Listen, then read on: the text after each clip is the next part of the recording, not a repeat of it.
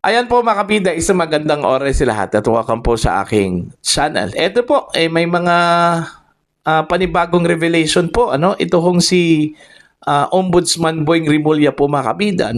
Mantakin nyo dalawang mga matitinding sakit po ang pinagdaanan po dito. Okay? Una, yung quintuple bypass operation po sa kanyang puso, mga kabida.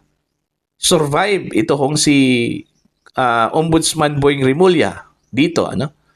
Pangalawa, ito yung pinakamatindi po, yung kanyang cancer of the blood, yung leukemia, mga kabida.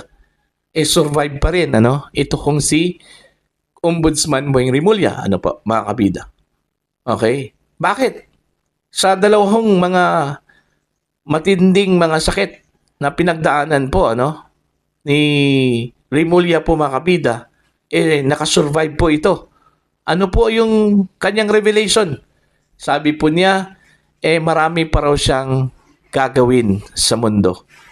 Ang dami pa raw niyang gagawin ho para sa mga Pilipino, mga kabida. Kaya yon, tinulungan po siya mga kabida para ho gumaling. Okay? Ito, babasahin ko lang po, ito pong article po ng News 5, mga kabida. Siguro, marami pa akong gagawin kaya tuloy-tuloy ang paggaling ko. Ayan.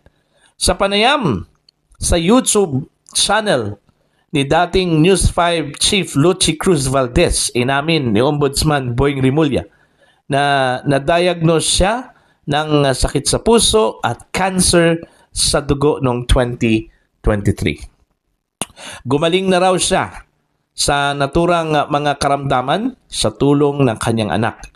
Tingin din niya, nagtuloy-tuloy ang kanyang paggaling dahil marami pa siyang tungkulin na dapat gawin sa buhay.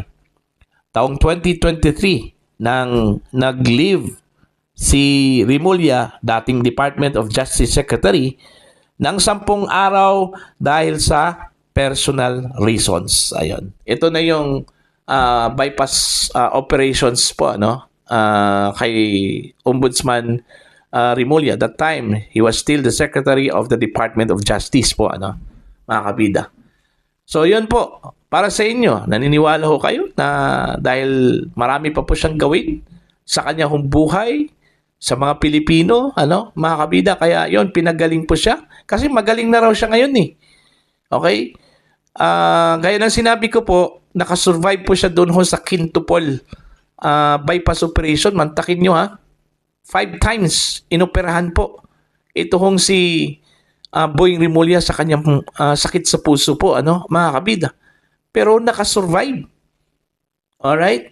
Yung pangalawa po, ito yung matindi. Cancer of the blood na po, mga kabida.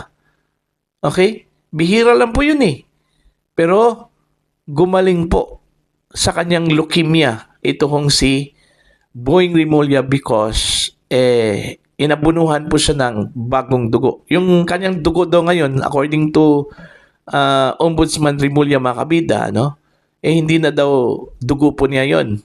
Okay? Na nananalaytay sa kanyang mga ugat, mga kabida, kundi dugo na po mula sa kanyang anak. Okay? Isinalin po sa kanya yung dugo ng kanyang anak, mga kabida, kasi match man daw silang dalawa. Kaya yun. So, fresh na fresh yung dugo po niya ngayon, mga kabida.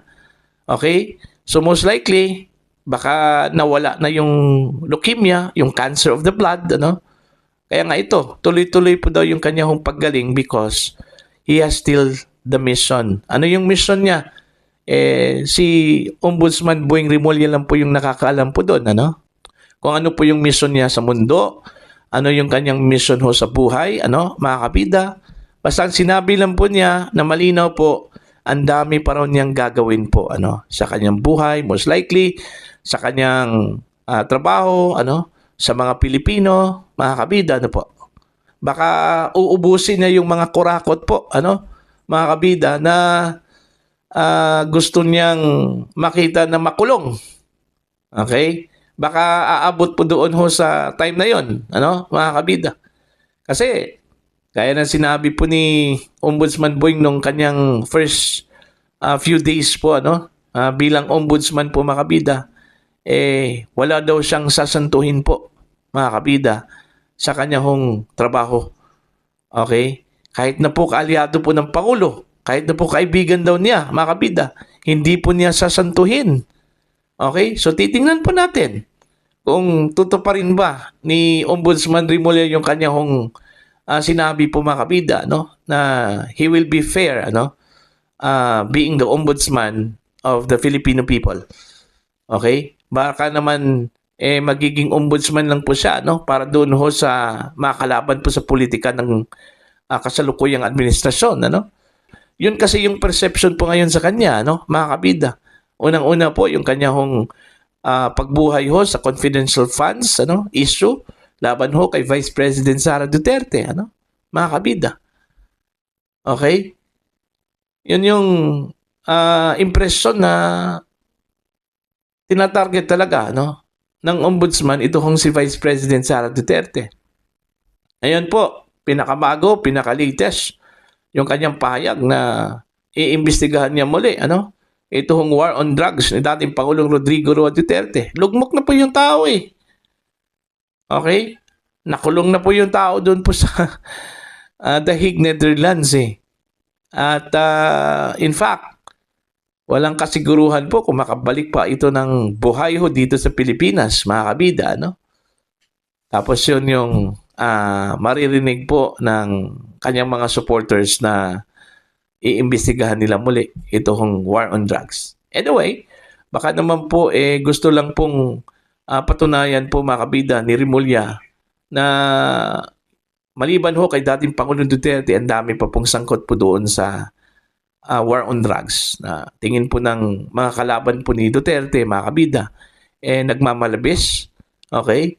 May mga paglabag ho sa karapatang pantao, mga kabida, during those times, Okay? So titingnan po natin kung ano po yung kayang gawin po ni Remulla po, mga kabida, sa kanyang bagong posisyon, bilang ombudsman po. Okay, sana tuloy-tuloy yung kanyang paggaling, Sana mawala na po yung mga karamdaman po niya, para lang po makakatrabaho po siya ng mabuti po, mga kabida. Yung trabaho na wala hong interruption mula sa kanyang health, mula sa kanyang kalusugan. Yun yung ipagdadasal po natin, na sana tuloy-tuloy po yung paggaling po ni Remulla, mga kabida, na wala ho siyang karamdaman po. Natuparin yung kanyang trabaho, yung kanyang mandato, na tugisin ito hong mga kurakot po, sa gobyerno, po, mga kabida. Okay? So para po sa inyo, ano po ang inyong opinion at pananaw ko dito, sa naging pahayag po ni Ombudsman Boying Remulla, mga kabida? Kaya daw siya pinagaling, okay, tuloy-tuloy yung kanyang paggaling, mga kabida, because he has still the mission, Kung ano po yung mission po niya sa kanyang buhay ba, sa mga Pilipino, siya lang po yung nakakaalam po, mga kabida. Please comment down. Sa mga hindi pa po subscriber sa aking channel, please subscribe. Just click the subscribe button, click the notification bell, click all para updated po kayo, mga kabida, sa aking mga uploads. Maraming salamat po sa inyo lahat.